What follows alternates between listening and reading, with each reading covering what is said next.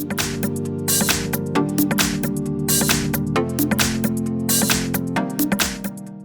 front of me is Motorola Moto G8 Power Lite, and today I would like to show you how you can add event to calendar on this Motorola. First of all, open menu, find calendar and tap on it. Then click on this icon at the bottom right corner and just got it. Now you can tap on the month above and pick a date.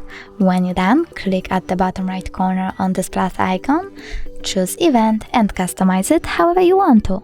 For example, you can add a title, pick starting hour, ending one, or turn off this feature completely by clicking on the switcher next to all day. You can also add people, choose location, change color over here, take notes, and even set up notifications minutes, hours, or weeks before. When you're done, click save at the top right corner, and as you can see, my event was successfully added. You can always delete it by clicking on it, tapping on the three dots at the top right corner and selecting delete, then delete again. Thanks so much for watching. If you enjoyed this video, don't forget to leave a like, comment and subscribe. Bye!